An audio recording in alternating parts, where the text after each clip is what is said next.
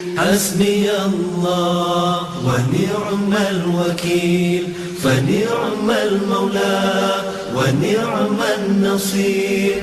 حي على الفلاح.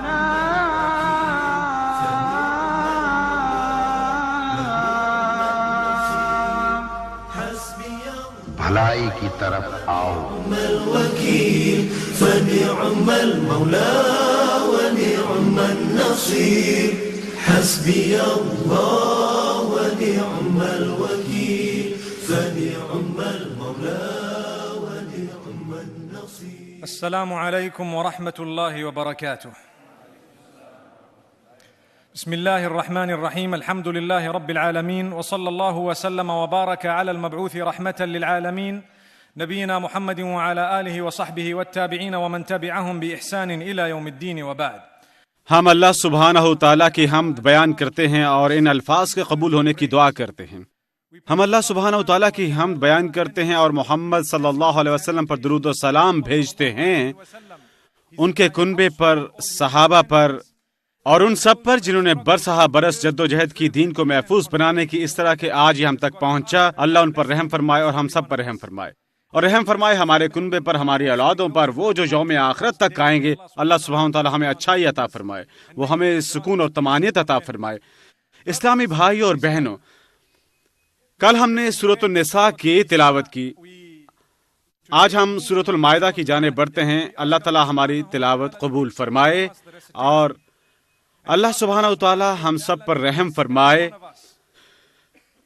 ہم سب جانتے ہیں کہ کبھی کبھار ہم خوش اور پرجوش ہوتے ہیں جب کسی اہم چیز کی خبر ہمیں موصول ہوتی ہے، لیکن کبھی کبھار جس انداز سے ہم موصول ہونے والی خبر سے نمٹتے ہیں، حقیقت میں اس کا نتیجہ ہماری تباہی اور بربادی ہے. اور ہر کوئی خوش نہیں ہوتا جب آپ خوش ہوں، ہر کوئی غم زدہ نہیں ہوتا جب آپ غم زدہ ہوں. جب آپ کو اطلاع موصول ہوتی ہے جو مخصوص ہے یا خاص طور سے آپ کے لیے ہے، یا جس میں بے حد گہری سمجھ بوجھ کی ضرورت ہوتی ہے، اسے دوسروں تک پہنچانے سے قبل ایک لمحے کے لیے، اور اس کا فوری تذکرہ ہر کسی سے نہ کریں. ہر چیز تشہیر کے لیے نہیں ہوتی، کیونکہ کبھی کبھار ہم پرسکون زندگیاں گزار رہے ہوتے ہیں، تب ہم پھسل جاتے ہیں. کوئی چیز ہمارے ساتھ رونما ہوئی، بہت اچھی، ہم مشہور کر دیتے ہیں. ہمارے ذہن میں کوئی منصوبہ ہوتا ہے، ہم کسی چیز کو حاصل کرنے کے خواہاں ہوتے ہیں، یا ہم نے حاصل کی ہوتی ہے، اور ہم کسی سے کہتے ہیں غالباً اس فرد کے دل میں شیطان ہو، اور وہ اسے غلط نگاہ سے دیکھتے ہیں. وہ ہمارے لیے ہر چیز ضائع کر دیتے ہیں، وہ ہمارا راستہ روک دیتے ہیں، ہمارے راستے بند کر دیتے ہیں، اور غالباً اس کا نتیجہ ہماری ناکامی ہوتا ہے اور ہمارا سکون چھن جاتا ہے. لہٰذا اس لیے اللہ سبحانہ و تعالیٰ فرماتا ہے منافقین کی بری اور عادات و خصال کے متعلق، جب کسی بھلائی کی خبر ہوتی ہے یا جنگ کی یا کوئی چیز امن و سکون کی یا خوف کی، وہ جاتے اور اس کی خبر ہر ایک کو دیتے. یہ ہو چکا ہے، ہمیں یہ مسئلہ ہے، یہ رونما ہو چکا ہے، یہ ہونے والا ہے. تو کیا ہوتا ہے؟ کبھی کبھار مسلمانوں پر اس کا برا اثر ہوتا ہے. لہٰذا اللہ فرماتا ہے کہ یہ منافقت کی نشانی ہے. ہر اس خبر کو نشر نہ کریں جو آپ کو موصول ہو. ہر چیز عوام کے لیے نہیں ہوتی، بطور نصیحت یا بطور خبر جو آپ ان کو دے رہے ہوتے ہیں. اللہ سبحانہ وتعالی ہمیں اچھائی عطا فرمائے. سورۃ النساء کی آیت مبارکہ نمبر 83 سنیں. وَإِذَا جَاءَهُمْ أَمْرٌ مِّنَ الْأَمْنِ أَوِ الْخَوْفِ أَذَاعُوا بِهِ وَلَوْ رَدُّوهُ إِلَى الرَّسُولِ وَإِلَى أُولِي الْأَمْرِ مِنْهُمْ لَعَلِمَهُ الَّذِينَ يَسْتَنبِطُونَهُ مِنْهُمْ. خوبصورت آیت. اللہ فرماتا ہے وہ لوگ، یقیناً منافقین کا حوالہ دیا جا رہا ہے، لیکن اس میں ہمارے لیے بھی سبق ہے. جب کبھی خبر ہوتی ہے کسی تحفظ یا سلامتی کی، سیکیورٹی یا خوف کے حوالے سے، وہ جلد باز ہوتے ہیں اسے نشر کرنے، اس کی تشہیر کرنے اور اس کا اعلان کرنے میں. لیکن کیا انہوں نے اس سے پیغمبر کو مطلع کیا، یا ان کو جو ان کے مابین با اختیار ہیں وہ سمجھتے ہیں کہ اس خبر سے کیسے نمٹنا ہے؟ اللہ سبحانہ تعالیٰ انہیں اچھائی عطا فرمائے. لوگ کبھی کبھار پرجوش ہو جاتے ہیں اور اس جوش کے عالم میں وہ خود کے لیے چیزیں ضائع کر دیتے ہیں، اور یہی وجہ ہے. ایک روایت موجود ہے، اگرچہ کچھ مفکرین نے اس روایت کی درستگی کے بارے میں بات کی ہے، لیکن یہ پرقوت ہے، جہاں پیغمبر صلی اللہ علیہ وسلم نے فرمایا استعینوا علی قضاء حوائجکم بالکتمان. تکمیل یا حصول کے لیے مدد طلب کرو جو حاصل کرنا چاہتے ہو، اسے پوشیدہ رکھتے ہوئے. کبھی کبھار آپ کو پوشیدہ رکھنا چاہیے جب آپ کوئی چیز حاصل کرنا چاہیں. جب آپ نے حاصل کر لی ہر کوئی کہہ سکتا ہے واو کوئی بڑی کامیابی حاصل کی، لیکن اگر آپ اسے بیان کریں گے ہر ایک کے سامنے وہ اس میں رکاوٹ ڈال لیں گے. وہ ان میں سے ہوں گے جو خبر سنتے ہیں، وہ لوگ جو آپ کو پسند نہیں کرتے. اللہ سبحانہ تعالیٰ ہم پر رحم فرمائے اور وہ ہمیں عطا فرمائے. سبق وجہ ہم نے یہاں اس کا تذکرہ کیوں کیا؟ یہ ہمارے اپنے سکون کے لیے ہے. چیزوں کو اپنے تک محدود رکھیں، زبان مت کھولیں، ان کی بابت منہ نہ کھولیں، محدود رکھنا سیکھیں. تب اللہ سبحانہ تعالیٰ خبردار کرتا ہے اگر تم ہماری ہدایت کی تابعداری نہیں کرتے ہم تم سب کو لے جا سکتے ہیں. اللہ اکبر. ہم تم سب کو دور کر سکتے ہیں اور دوسروں کو تمہاری جگہ لا سکتے ہیں. نہ ہی تمہیں اس دنیا میں سکون آئے گا نہ ہی آخرت میں. اگر تم اس دنیا اور آخرت میں سکون چاہتے ہو تو اللہ فرماتا ہے میرے احکامات کو مانو. لہذا سنیں اللہ سورہ النساء آیت نمبر 133 میں کیا فرماتا ہے؟ إن يشأ يذهبكم أيها الناس ويأت بآخرين. اللہ اکبر. اللہ فرماتا ہے اور اگر وہ چاہے تو تم سب کو ہٹا لے جائے اے انسان اور دوسروں سے بدل ڈالے. تصور کریں اللہ کیسے اپنی قوت کا اظہار کر رہا ہے. اور یہ حقیقت ہے وہ قادر ہے بدل ڈالنے والا یا دوسروں کو ہماری جگہ لانے والا. زیادہ وفادار ہیں جو ایمان والے ہیں ہماری نسبت بہتر حد تک. اللہ سبحانہ تعالیٰ ہمیں اچھائی عطا فرمائے. اور اسی لیے اگلی سورت کی آیت نمبر 54 میں جو سورۃ المائدہ ہے اللہ سبحانہ تعالیٰ ہمیں خبردار کرتا ہے زیادہ سخت انداز سے اور وہ فرماتا ہے يا أيها الذين آمنوا من يرتد منكم عن دينه فسوف يأتي الله بقوم يحبهم ويحبونه. حیران کن آیت. اے ایمان والو اگر تم اپنے دین سے پھرتے ہو، اگر تم اپنے مذہب سے پھرتے ہو، اللہ سبحانہ و تعالیٰ تمہیں دوسروں کے ساتھ بدل دے گا جو اسے چاہیں گے اور جن سے وہ محبت کرے گا. اللہ ہمیں ان میں سے بنائے جنہیں وہ چاہتے ہیں اور اسے جو چاہتے ہیں. اور اللہ ہمیں سکون عطا فرمائے اور اللہ ہم پر اطمینان عطا فرمائے. اور اس لیے منافقت ایسی چیز ہے جس سے ہمیں خود کو بچانا چاہیے. جہاں ہم کہتے ہیں میں ایک مسلمان ہوں، لیکن جس طرح میں ہمیشہ کہتا ہوں ہمارے اعمال ایک سمت میں ہیں اور ہمارا بیان ایک دوسری سمت میں. اور جب معاملہ ایسا ہو ہم اپنا تعارف کھو بیٹھتے ہیں، اپنی شناخت تک گنوا دیتے ہیں. ہم غلط لوگ ہیں، ہم اپنا سکون اور چین کھو دیتے ہیں، ہماری طمانینت رخصت ہو جاتی ہے کیونکہ ہم جو کچھ ظاہری طور پر ہیں اس سے بالکل مختلف ہیں جو ہم اندر سے ہیں. اللہ ہمیں محفوظ رکھے. اللہ فرماتا ہے منافقین کی نشانیاں سورۃ النساء کی آیت نمبر 142 میں اللہ فرماتا ہے ان المنافقین یخادعون اللہ وهو خادعهم. منافقین اللہ کو دھوکہ دینا چاہتے ہیں. کیا کوئی اللہ کو دھوکہ دے سکتا ہے؟ کیا کوئی اللہ کو دھوکہ دے سکتا ہے؟ لہذا اللہ فرماتا ہے منافقین اللہ کو دھوکہ دینا چاہتے ہیں لیکن وہ نہیں جانتے کہ وہ دراصل خود دھوکے میں ہیں. وَإِذَا قَامُوا إِلَى الصَّلَاةِ قَامُوا كُسَالَى. ایک علامت یہ ہے کہ جب یہ لوگ نماز کے لیے کھڑے ہوتے ہیں وہ سستی سے کھڑے ہوتے ہیں. وہ بے حد سست ہیں، وہ کھڑا ہونا نہیں چاہتے، وہ محض کھڑے ہوتے ہیں دکھاوے کے لیے. اللہ ہمیں نماز ادا کرنے کی توفیق عطا فرمائے کیونکہ ہم ادا کرنا چاہتے ہیں نہ کہ بوجھ سمجھتے ہیں. دونوں کے درمیان بڑا فرق ہے. ایک درجہ ہے جب ہم اسے ادا کرتے ہیں کیونکہ یہ فرض ہے، لیکن ایک بلند درجہ ہے جب ہم اسے ادا کرتے ہیں کیونکہ ہم چاہتے ہیں اللہ ہمیں وہ درجہ عطا فرمائے. آمین. اس لیے ہمیں تراویح سے لطف اندوز ہونا چاہیے، ہمیں لطف اندوز ہونا چاہیے ماشاءاللہ. اور اللہ ہم پر رحم فرمائے گا جب ہم نیک نیتی کے ساتھ آتے ہیں. واللہ ہم اس قدر روحانی محسوس کریں گے چاہے امام کتنی بھی دیر لگائے، اس سے کوئی فرق نہیں پڑتا. آپ نے دیکھا میں نے گھڑی نہیں پہنی ہوئی، قطعاً نہیں. ہمیں نہیں جان چاہیے کہ ٹائم کیا ہے. دراصل ہم نے جو پایا گھڑی سے کہیں بڑھ کر اہم ہے. پچھلی مرتبہ میں مچل پلین میں تھا، ہم نے عبد الکلاق کی بات کی اگر آپ کو یاد ہو، جہاں ایک شخص عبداللہ ہونے کا دعویٰ کرتا تھا لیکن ہر تھوڑی دیر بعد حتیٰ کہ نماز میں بھی وہ نماز میں کھڑا ہوتا، اپنی گھڑی دیکھ رہا ہوتا اور ایسا کرتا اپنا سر ہلاتے ہوئے. یہ کیا ہے؟ ایسا ہوتا ہے. واللہ اللہ ہمیں محفوظ رکھے، وہ ہمیں اللہ کے سچا بندہ بنائے. اللہ فرماتا ہے يراؤون الناس ولا يذكرون الله الا قليلا. منافقین محض دکھاوا کرنا چاہتے ہیں لیکن وہ حقیقت میں اللہ کو یاد نہیں کرتے، وہ اللہ کے ذکر میں مصروف نہیں ہوتے، وہ اللہ سے باخبر نہیں ہوتے مگر بہت کم. لیکن وہ دکھاوا کرنا چاہتے ہیں. اللہ ہمیں محفوظ رکھے. اور اس لیے اللہ اس کے بعد فرماتا ہے ان المنافقین فی الدرک الاسفل من النار. منافقین آگ کے پست ترین درجے میں ہوں گے. پست ترین کیوں؟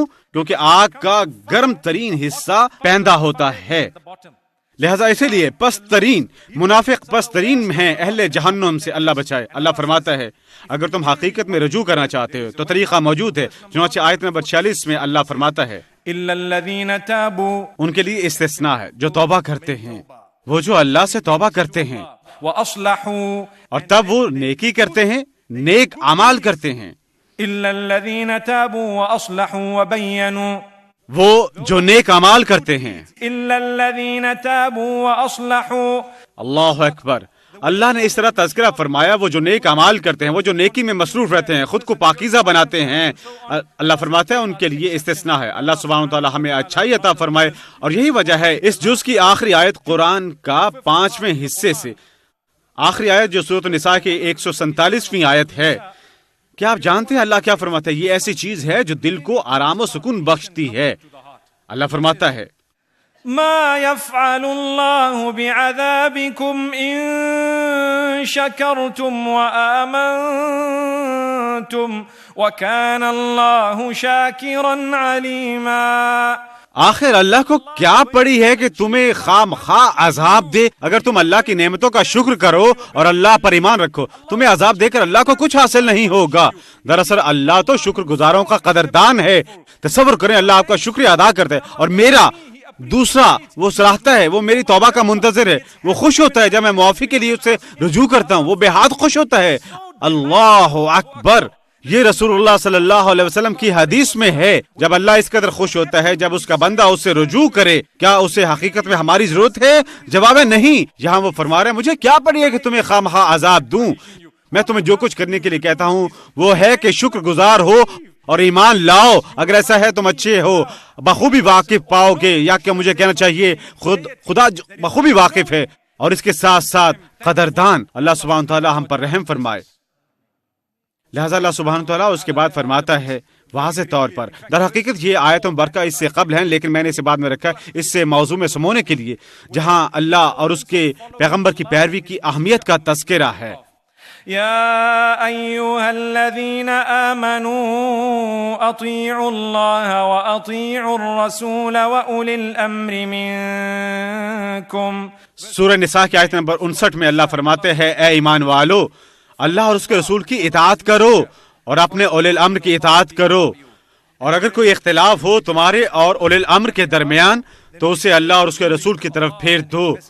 اللہ سبحانہ تعالیٰ ہم پر رحم فرمائے اور ہمیں اچھائی عطا فرمائے. آج ایسے لوگوں کا گروہ ہے جو کہتے ہیں اللہ کی اطاعت کرو، اور جہاں تک پیغمبر کا تعلق ہے یہ بیانات مستند نہیں ہے. استغفر اللہ. کیا آپ جانتے ہیں قرآن موجود ہے، وہ کہتے ہیں ہم محض قرآن کی اطاعت کرتے ہیں، اس کے علاوہ بقایا برسبیل تذکرہ پیغمبر اور حدیث سب کچھ غلطی سے بھرپور ہے. استغفر اللہ. یاد رکھیں اللہ جہاں فرماتا آیت نمبر 80 میں من يطع الرسول فقد اطاع اللہ، جس نے رسول کی اطاعت کی اس نے در حقیقت اللہ کی اطاعت کی.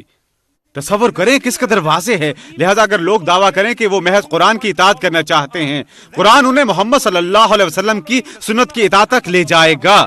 یہ ایک بیان ہے. آپ ایک دوسرا سننا چاہتے ہیں. اللہ فرماتا ہے اسی سورت کی آیت نمبر 115 میں ومن يشاقق الرسول من بعد ما تبين له الهدى ويتبع غير سبيل المؤمنين نوله ما تولى ونصله جهنم وساءت مصيرا. جو کوئی پیغمبر کے حکم سے اختلاف کرتا ہے، جو کوئی پیغمبر صلی اللہ علیہ وسلم کی مخالفت کرتا ہے بعد اس کے کہ اسے ہدایت مل گئی اور اس نے وہ راستہ اختیار کیا جو مومنوں کا نہیں ہے، تب ہم یہ کریں گے جو قرآن میں یوں ہے نوله ما تولى، ہم اسے اسی جانب پھیر دیں گے جو اس نے کمایا، یا بدی کے حوالے سے یعنی اس کو خمیازہ بھگتنا پڑے گا. اور اس کا مطلب کچھ مفسرین کہتے ہیں اس کا مطلب ہے ہم اس کے لیے بدی کو اتنا خوبصورت بنا دیں گے کہ وہ اسے اچھی لگے اور اچھائی کو بدصورت کر دیں گے کہ وہ اسے بری لگے. بنیادی طور پر وہ روحانیت سے محروم کر دیا جائے گا مکمل طور پر. کیوں؟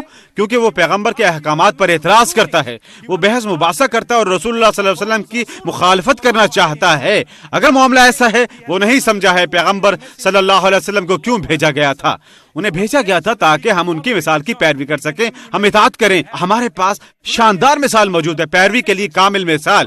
ہم کبھی کاملیت حاصل نہیں کر سکتے، لیکن ہم کم از کم اس سمت میں چل رہے ہوں گے اور ہم کہیں نہ کہیں پہنچنے کے قابل ہوں گے۔ اللہ سبحانہ وتعالی ہم پر رحم فرمائے۔ ہمیں کبھی بھی ناقدری نہیں کرنی چاہیے تخلیق میں بہترین کی صلی اللہ علیہ وسلم۔ انہیں ہمارے پاس بھیجا گیا تھا تاکہ ہم ان کی پیروی کریں، اور اس کے نتیجے میں اللہ سبحانہ تعالیٰ کی رضا سے ہم یوم قیامت ان کی شفاعت کے حقدار ٹھہریں گے۔ اللہ ہمیں اس سے نوازے۔ میرے بھائی اور بہنوں، ایک اور سنجیدہ چیز اللہ فرماتا ہے آیت نمبر 65 میں، مشابہ آیت، فلا وربک نہیں تمہارے رب کی قسم، لا یؤمنون وہ کبھی مومن نہیں ہو سکتے حتیٰ کہ حتی یحکموک فیما شجر بینہم، وہ آپ کے احکامات نہ مان لیں اے محمد صلی اللہ علیہ وسلم اپنے باہمی جھگڑوں میں بطور حتمی حکم، یعنی جب وہ سچے مومن بن جائیں۔ اگر ہمارے باہمی جھگڑے ہیں، ہم سچے مومن نہیں جب تک کہ ہم نہ کہہ دیں کہ جو اللہ اور اس کے رسول نے کہا حتمی فیصلہ ہے۔ محض اسی صورت میں ہم حقیقی مومن ہیں۔ اور آیت فرماتی ہے اگر ہم تسلیم کریں، اطاعت کی ایک قسم ہے جو اللہ ہم سے چاہتا ہے، ثم لا يجدوا في أنفسهم حرجا مما قضيت ويسلموا تسليما۔ شرع کی کس قسم کی اطاعت ہونی چاہیے؟ یہ ایسی ہونی چاہیے کہ احساس موجود نہیں ہونا چاہیے دل میں کسی بھی قسم کے نقصان کا، دل میں ذرا بھی تنگی محسوس نہ ہو جب حکم ماننے کا معاملہ آئے، خواہ یہ تمہارے حق میں ہو یا خلاف۔ اور یہی وجہ ہے اللہ سبحانہ وتعالی آیت نمبر 60 میں فرماتا ہے، ألم تر إلى الذين يزعمون أنهم آمنوا بما أنزل إليك وما أنزل من قبلك يريدون أن يتحاكموا إلى الطاغوت وقد أمروا أن يكفروا به ويريد الشيطان أن يضلهم ضلالا بعيدا۔ کیا تم نے ان لوگوں کو دیکھا جو اطاعت کا دعویٰ کرتے ہیں جو کہ تم پر نازل ہوا ہے محمد صلی اللہ علیہ وسلم، اور جو کہ تم سے پہلے نازل ہوا، کہ تم نے دیکھا جو مومن ہونے کا دعویٰ کرتے ہیں؟ تب وہ جاننا چاہتے ہیں اللہ کی عدالت یا قانون بجائے کسی اور عدالت میں اپنے باہمی جھگڑے نمٹانے کے لیے، اور پھر بھی کہتے ہیں وہ مومن ہیں۔ اللہ اکبر، اللہ اکبر۔ اللہ فرماتا ہے اگلی آیت میں، وَإِذَا قِيلَ لَهُمْ تَعَالَوْا إِلَى مَا أَنزَلَ اللَّهُ وَإِلَى الرَّسُولِ، ایسے منافقین سے جب کہا جائے آؤ اللہ اور اس کے رسول کی طرف، کیا آپ جانتے ہیں کیا رونما ہوتا ہے؟ رأيت المنافقين يصدون عنك صدودا، تم ان منافقوں کو دیکھتے ہو کہ تم سے کتراتے ہیں، وہ دور بھاگتے ہیں، انہیں آنا چاہیے۔ لیکن قرآن میں ایک اور مقام ہے، اللہ فرماتا ہے اگر وہ شرع کے ذریعے زیادہ کما رہے ہوتے ہیں وہ شرع کی جانب بھاگتے ہیں، لہذا بنیادی طور پر وہ تلاش میں ہیں کہ کون سا قانون زیادہ عطا کرے گا، اور اگر ایسا ہے تو آپ کا سکون چھن جائے گا۔ جس طرح ہم ہمیشہ کہتے ہیں تم اس کا خمیازہ بھگتو گے، اس لیے ہم یہاں امن و سکون کے موتیوں کی بات کر رہے ہیں۔ جب آپ سکون چاہتے ہیں محض ایک ہی طریقہ ہے، اللہ اور اس کے رسول کی اطاعت کرو، تم پاؤ گے حتمی سکون۔ ہو سکتا ہے آپ کو کچھ نقصان ہو، لیکن وہ نقصان حقیقت میں ہوگا بے حد فائدہ مند، کیونکہ آپ اللہ سبحانہ تعالیٰ کے انعامات سمیٹ رہے ہوں گے۔ تصور کریں، حیران کن، اللہ سبحانہ تعالیٰ ہمیں ان میں سے بنائے جو جب کبھی ہمارے ماں بہن کو جھگڑا ہو ہم اللہ اور اس کے پیغمبر کی اطاعت کرتے ہیں۔ اللہ ہم پر رحم فرمائے۔ اور اس لیے اللہ فرماتا ہے سورۃ المائدہ کی آیت نمبر 3 میں، اليوم أكملت لكم دينكم وأتممت عليكم نعمتي ورضيت لكم الإسلام دينا، آج کے دن ہم نے کامل بنا دیا ہے تمہارے دین کو، تمہارے مذہب کو۔ أكملت لكم دينكم، تمہارا دین مکمل کر دیا گیا ہے، یہ مکمل ہے، کسی کمی بیشی کی گنجائش نہیں۔ اليوم أكملت لكم دينكم وأتممت عليكم نعمتي، میرا تم پر انعام مکمل ہو گیا ہے اور میں نے تمہارے لیے اسلام کو پسند فرمایا بطور دین۔ مدینہ منورہ کے یہودیوں نے کہا تھا اس وقت جب یہ آیت نازل ہوئی، انہوں نے کہا واللہ اگر یہ آیت ہم یہودیوں پر نازل ہوتی ہم اس دن جشن مناتے۔ تصور کریں کیونکہ اللہ فرما رہے آج میری نعمت تم پر پوری ہو گئی، آخری چند آیات ابھی نازل ہونا تھی، اور اللہ فرماتا ہے آج میرا تم پر انعام پورا ہو گیا اور میں نے تمہارے لیے اس دین کو پسند کیا، میں خوش ہوں اگر تم درست طور پر اطاعت کرو۔ جو کچھ میں نے نازل کیا قیامت تک، شرع قیامت تک درست قرار دے دی گئی۔ اللہ اکبر، کوئی اسے مٹا نہیں سکتا یا اس پر بحث نہیں کر سکتا یا اسے تبدیل نہیں کر سکتا۔ اللہ سبحانہ تعالیٰ ہمیں محفوظ رکھے۔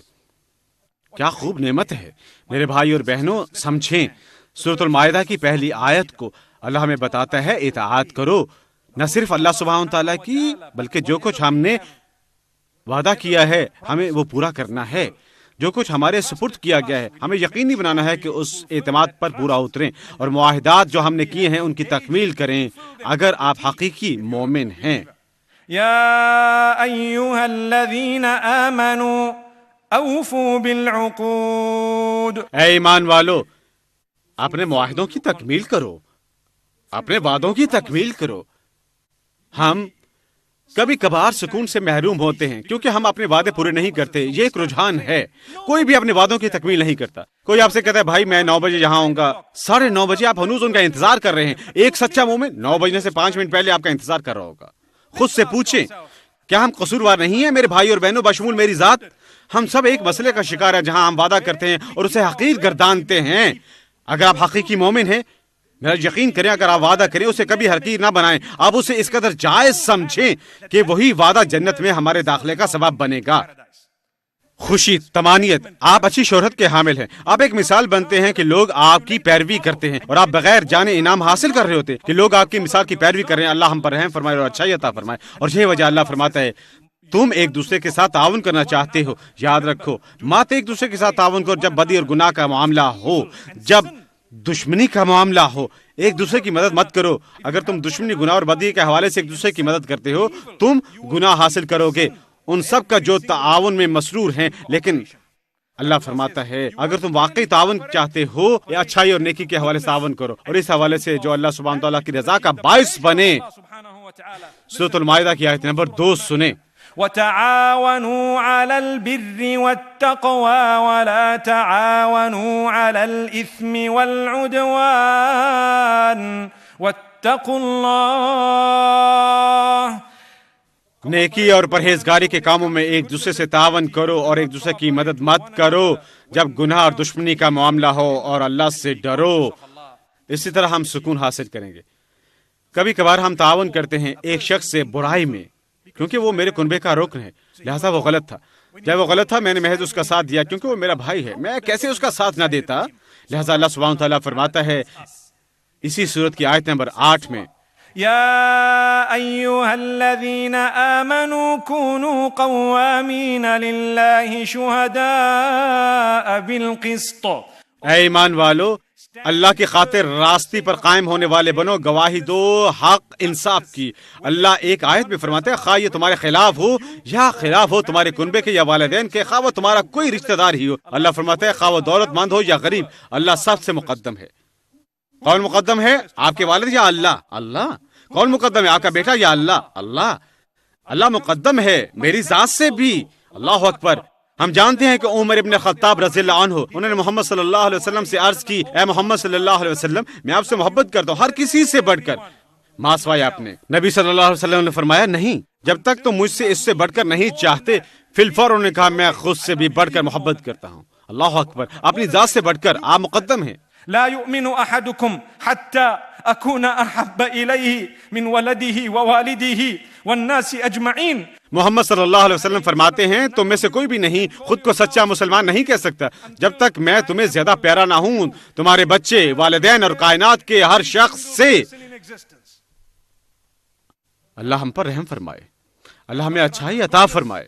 بھائی اور بہنوں ہم خوشی چاہتے ہیں، ہمارے پاس محمد صلی اللہ علیہ وسلم بھیجے گئے پیغام کی تصدیق کرنے کے لیے جو مسیح علیہ السلام نے لے کر آئے، پیغام کی تصدیق کرنے کے لیے جو موسیٰ لے کر آئے اور تمام سابقہ پیغمبران، اور وہ تکمیل کے لیے آئے اس دین کی۔ اور اسی لیے کئی چیزیں مشابہ ہیں مابین اسلام، عیسائیت اور یہودیت کے، اور اگر ہم اس کا گہرائی میں مطالعہ کریں اور ہم فرق بھی دیکھیں گے اور ہم جان سکیں گے کیا درست ہے اور کیا غلط ہے۔ اللہ ہم پر رحم فرمائے اور انسانیت کو ہدایت فرمائے اس جانب جو کچھ اچھا ہے۔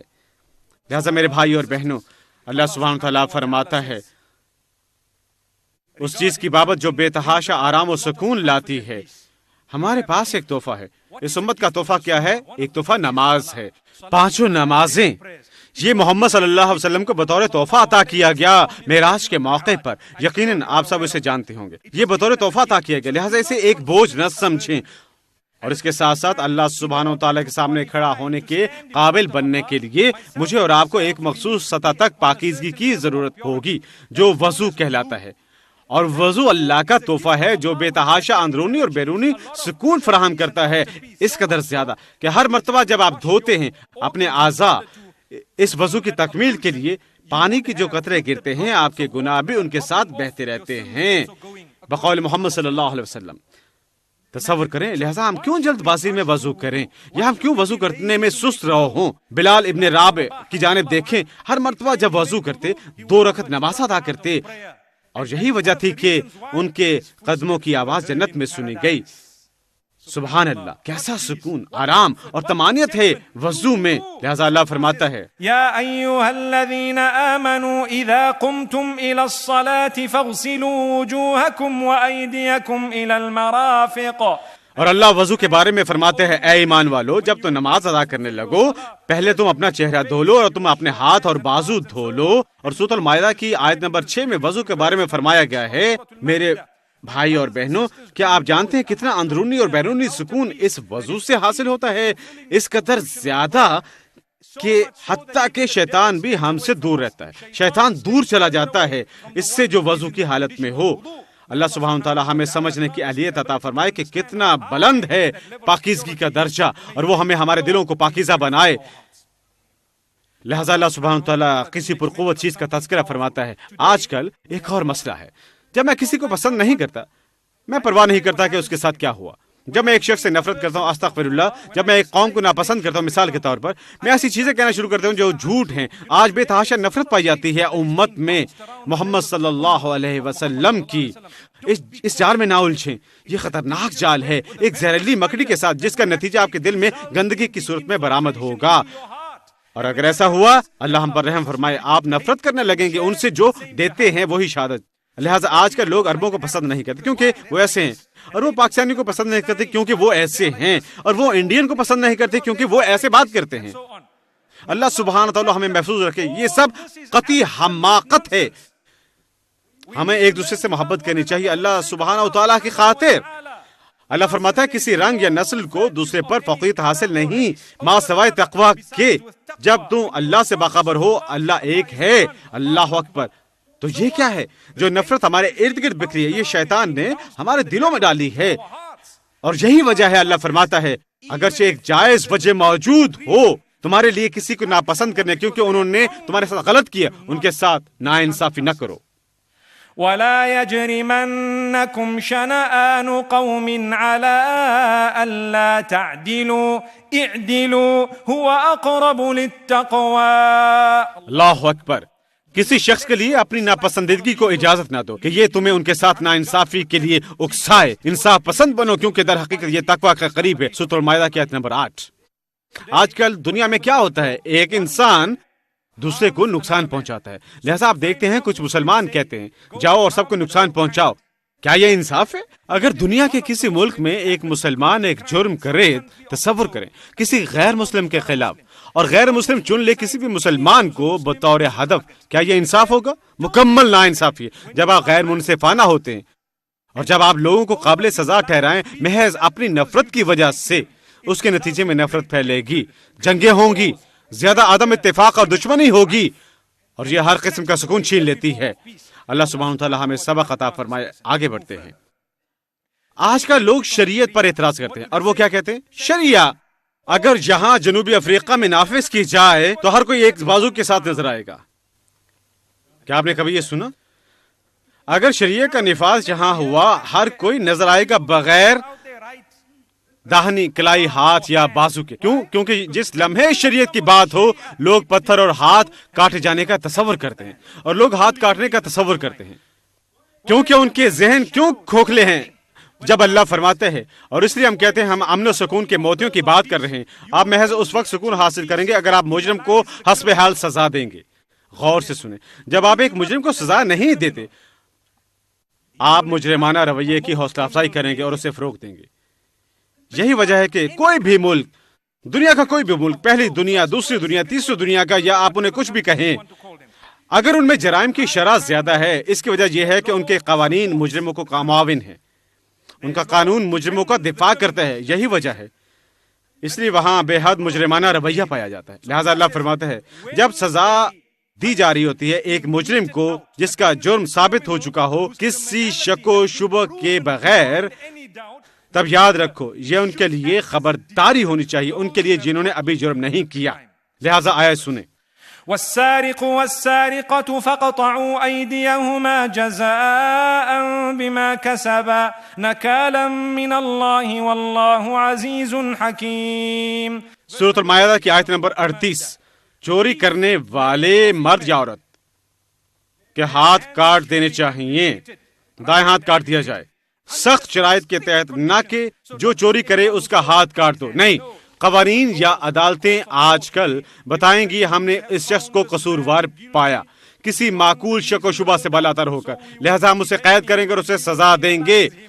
شریعت کہتی ہے یہ لفظ معقول شک و شبہ سے بالاتر ہو کر قابل اطلاق ہے۔ جب شریعت کے قانون اور اس کی حد کا معاملہ آتا ہے، آپ کو کہنا کسی بھی شک و شبہ سے بالاتر ہو کر جو کچھ بھی ہو، ہم یہی کہتے ہیں۔ اللہ اکبر، فرق پر غور کریں، دونوں کے درمیان گہرا فرق ہے۔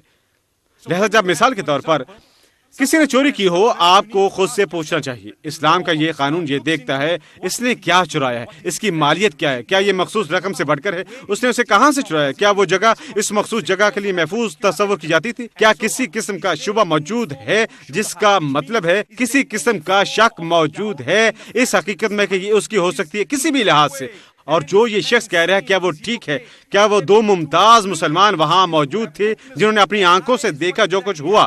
اگر یہ تمام شرائط پوری ہوتی ہیں اور حتیٰ کہ مزید شرائط، محض تب دایاں بازو یا دایاں ہاتھ کلائی سے کاٹا جاتا ہے۔ کیا آپ جانتے ہیں دنیا میں کیا ایسا کتنی مرتبہ ہوا؟ بہت کم، محض چند مرتبہ، کیونکہ اگر وہ شخص قصوروار نہیں ہوا اس بلند سطح کا تب اسے سزا دی جا سکتی ہے، لیکن اس سے کم۔ یہ شریعت ہے، لہذا کوئی یہ نہ سوچے کہ یہ وحشیانہ ہے، کوئی وحشیانہ نہیں۔ میرا یقین کرے جب شریعت کا نفاذ ہو جرائم کی شرح کم ہوتی ہے، مکمل طور پر کم، عصمت دری کم ہوتی ہے۔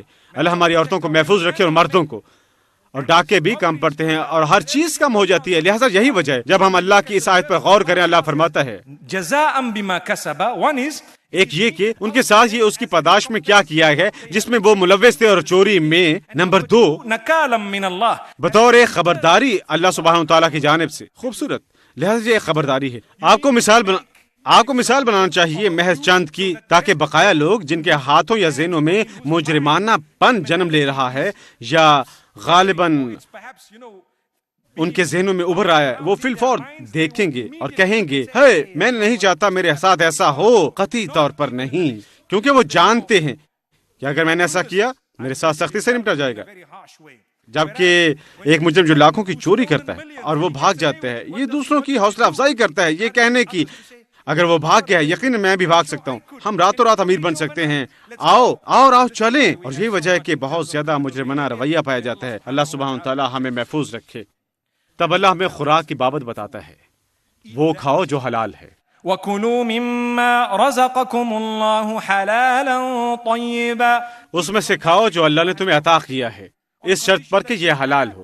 وہ کھاؤ جو حلال ہے جو تمہیں اللہ نے عطا کیا ہے، جو پاک ہے۔ اور اس آیت کے بعد اگلی آیت سورۃ المائدہ کی آیت نمبر 89 اللہ بری چیزوں کی بابت فرماتا ہے، وہ لفظ رجس استعمال فرماتا ہے۔ رجس کا مطلب گندی ہے، کراہت، شیطان کا کام۔ یہ کیا ہے؟ پہلی چیز، یا ایھا الذین آمنوا انما الخمر والمیسر والانصاب والازلام رجس من عمل الشیطان فاجتنبوه لعلکم تفلحون۔ اگر تم کامیابی حاصل کرنا چاہتے ہو اے ایمان والو، تمہیں جاننا چاہیے کہ شراب، اس کے ساتھ ساتھ جوا، ہر قسم کا قربانی کرنا، پتھروں کی قربانی گاہوں پر دور جہالت کے طریقے سے، اس کے ساتھ ساتھ اس طریقے سے تیروں کے ساتھ جوا کھیلنا جو دور جہالت میں کھیلا جاتا تھا، ہر قسم کا جوا اور منشیات کی ہر قسم اللہ فرماتے ہیں یہ گندی ہیں، شیطانی کام ہیں، لہذا ان سے دور رہو اگر تم کامیابی چاہتے ہو۔ میرے بھائی اور بہنوں، ہم منشیات کے مسئلے کے حامل ہیں دنیا بھر، اور یہ منشیات کا مسئلہ کسی ایک دور یا نسل کا نہیں، اور نہ ہی اس کی کوئی حدود و قیود ہے۔ کوئی بھی بچہ یا بالغ اس سے متاثر ہو سکتا ہے۔ اللہ ہمیں محفوظ رکھے۔ میرا یقین کریں، ترک کر دیں اپنی عادت، آج شب ہی آپ بے تحاشا سکون پائیں گے۔ کئی گھرانے والد کی شراب نوشی کی وجہ سے مصیبت میں ہیں۔ ہم کہتے ہیں مچھلی کی طرح پینا، لیکن مچھلی بغیر ڈوبے پی سکتی ہے۔ اللہ ہمیں محفوظ رکھے۔